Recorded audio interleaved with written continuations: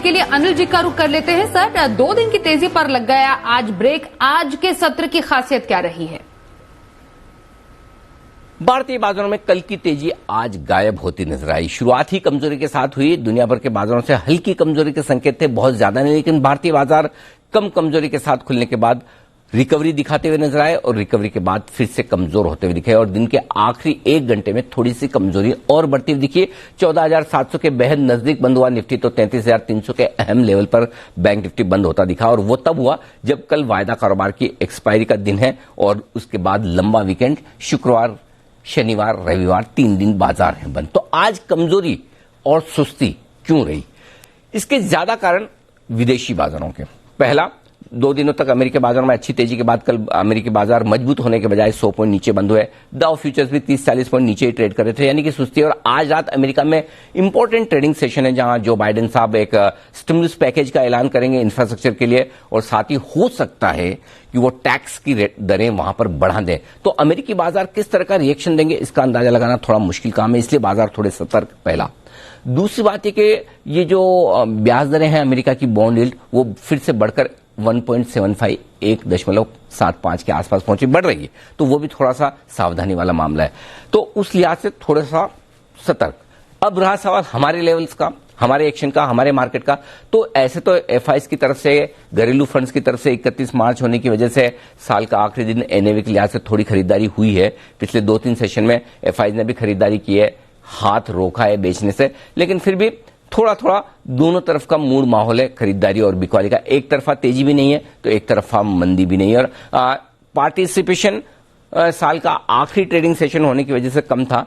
अब कल और कल नहीं तो सोमवार से, क्योंकि कल तो वायदा कारोबार की एक्सपायरी का भी दिन है, तो थोड़े ट्रेडर्स उस लिहाज से भी सतर्क थे कि वीकली एक्सपायरी है।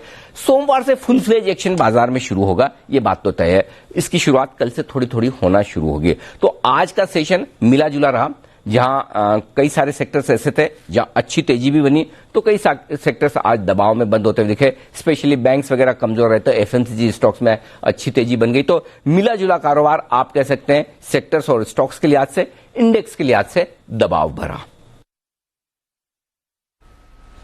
तो हमने देखा मिला जुला कारोबार हुआ आज बाजार में। अब कल के लिए स्ट्रैटेजी क्या रहेगी समझेंगे अनिल जी से। समझते हैं कल बाजार पर क्या रहे आपकी स्ट्रैटेजी। सीधे चलते हैं अनिल जी के पास और समझते हैं कि कल बाजार को ट्रिगर कहां से मिलेंगे और निफ्टी बैंक निफ्टी के अहम लेवल्स क्या होंगे।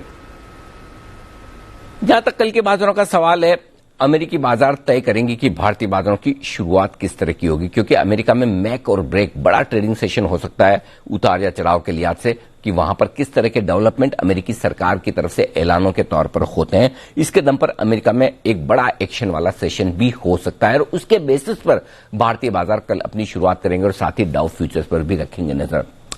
200 पॉइंट दोनों तरफ है। 14,700 के आसपास हम बंद हुए। अगला अहम सपोर्ट 14,500 14,550 के आसपास है नीचे की तरफ। ऊपर 14,875 14,925 रुकावट का लेवल है। तो करीबन आप ये समझिए 200 पॉइंट इधर 200 पॉइंट उधर, ये निफ्टी की रेंज निकल कर आ रही है। और कुछ बड़ा हुआ तो 150 पॉइंट ऊपर 150 पॉइंट नीचे की रेंज में बाजार अपनी शुरुआत करते हुए दिख सकते हैं। ये तो बात हुई निफ्टी की।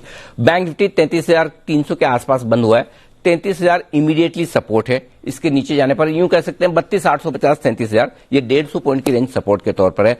अब एक बार 33,500 33,600 को पार करना थोड़ा मुश्किल है। 33,500 पर आज काफी कॉल राइटिंग हुई है, तो वो थोड़ा सा रुकावट वाला लेवल है।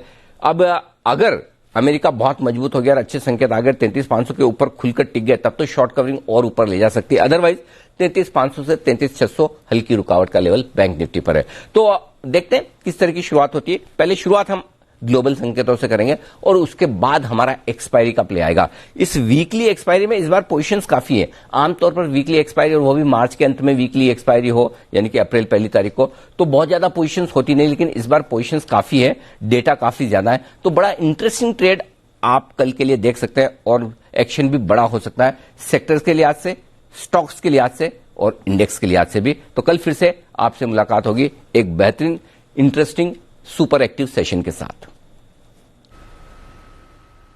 चलिए, तो हमने अनिल जी से समझी कल के लिए बाजार पर स्ट्रैटेजी।